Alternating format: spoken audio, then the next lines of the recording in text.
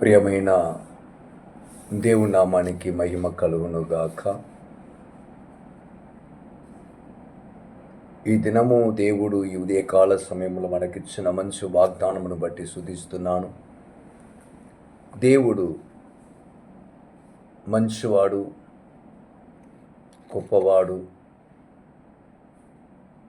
మనను ప్రేమించి తన సంకల్పము చొప్పున తన కృపను అనుగ్రహించిన దేవుడు. ఈ ఉదయకాల సమయంలో క్రీస్తు ఆయన మహిమ ఐశ్వర్యములు చొప్పున ఈ దినము ప్రతి అవసరత మన పట్టు తీర్చబడును గాక. ఆమేన్. హల్లెలూయా. వాక్య భాగంలోనికి మన కొన్ని విషయాలు మనం చూస్తున్నప్పుడు 1 కొరింథీయులకు రాసిన పత్రిక 15వ అధ్యాయము 58 వచనాలు మనము చదువుకొని ముందుకు వెళ్తాము. కాగా నా ప్రియ సహోదరులారా, మీ ప్రయాసము ప్రభునందు వ్యర్థము కాదని ఎరిగి స్త్రీలను కాదని వారును ప్రభు కార్య అభివృద్ధి యందు ఎన్నటికిని ఆసక్తులై ఉండుడి అని ప్రభు అన్నాడు.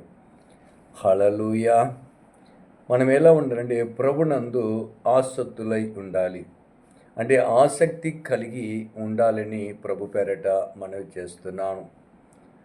మీ ప్రయాసము మా ప్రయాసం ప్రభునందు వ్యర్థము కాదని ఎరిగి స్త్రీలను కాదని వారును ప్రభు కార్యాభివృద్ధి ఎప్పటికీ ఆసక్తులై ఉండుడి అని ప్రభు అన్నాడు.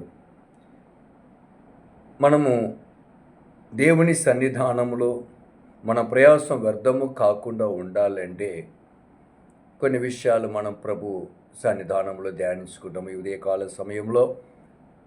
ఒకటి, ప్రభునందు విధేయతులై కలిగి ఉండాలి. దేవుని యందు విధేయత కావాలి. విధేయత లేకపోతే మనం ఎన్ని ప్రయాసపడినా వ్యర్థమే. మన విధేయత ఇతరులకు చూపించే వారంగా ఉండాలి. దేవుని సన్నిధానంలో విధేయత చూపించాలి. ఇరుగు పొరుగు వారితో మన విధేయత వాళ్ళకు చూపించాలి. ప్రభు నీలో ఉన్నాడు అనేది వాళ్ళు గుర్తెరగాలంటే నీ విధేయతను బట్టి వాళ్ళు గుర్తెరగాలని ప్రభు పేరట మనం చేస్తున్నాం.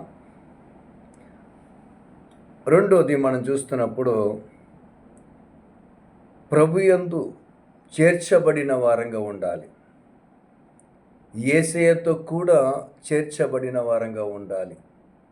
యేసయ్యతో కూడా అడుగుజాడలో నడిచే వారంగా ఉండాలి. యేసయ్యతో కూడా మనము ముచ్చట పెట్టే వారంగా ఉండాలి. మాట్లాడే వారంగా ఉండాలి. ప్రభు అప్పుడు మన ప్రయాసం ఏమాత్రం వ్యర్థము కాదు. మూడవది, మనం చూస్తున్నప్పుడు ఏక మనస్సు గలవారై ఉండాలి. ఒకే మనస్సు. మన మనసు ఎలా ఉందంటే యేసుక్రీస్తు ప్రభు వారు మనసు ఎలా ఉందునో నా మనస్సు అలా ఉండాలని ప్రభు పేరట మనవి చేస్తూ ఉంటున్నాం. హల్లెలూయా. నాలుగవది, ప్రభు సన్నిధానంలో ప్రభు యొక్క సహవాసములో ఇరుగు పొరుగు వారితో మధ్యలో ఎన్ని బాధలున్నా, ఎన్ని ఇబ్బందులున్నా, ఎన్ని కష్టాలున్నా, ఎన్ని శ్రమలు వచ్చినా, ఎన్ని నిందలు వచ్చినా, ఎన్ని అవమానాలు కలిగినా కూడా ప్రభునందు నిత్యము ఆనందమై ఉండాలి. అందుకే ఆనందించాలి. ప్రభునందు ఆనందించుడి మరల చెప్పేదనని ప్రభునందు ఆనందించుడని పౌలు గారు చెప్పారు. హల్లెలూయా. 4, మనం చూస్తున్నప్పుడు ప్రభునందు సమాధానం కలిగి ఉండాలి. ప్రభుతో సమాధానం కలిగి ఉండాలి. సమాధానపడు వారు ధన్యుడిని ఎందుకన్నారంటే మనం ప్రభులనే సమాధానం కలిగి ఉండాలి. పైకి భక్తి గల వారంగా ఉండకూడదు. ఈ దినం భయభక్తి కనబడుతున్నాయి. భయం ఉన్నవానికి భక్తి ఉండదు, భక్తి ఉన్నవానికి భయం ఉండదు. కనుక ఎలా ఉండాలంటే దేవుని యందు మనము ప్రయాసం వ్యర్థము కాకుండా ఉండాలంటే క్రీస్తు మహిమ ఐశ్వర్యము చొప్పున ప్రతి అవసరత మన పట్టు తీర్చబడాలంటే మనము ప్రభునందు ఆసక్తి కలిగి ఉన్న వారమై ఉండాలి. ఆసక్తి కలిగి ఉండాలి. హల్లెలూయా, హల్లెలూయా. దేవుని నామానికి మహిమ కలుగును కాక. ప్రార్థన చేసుకుంటాం.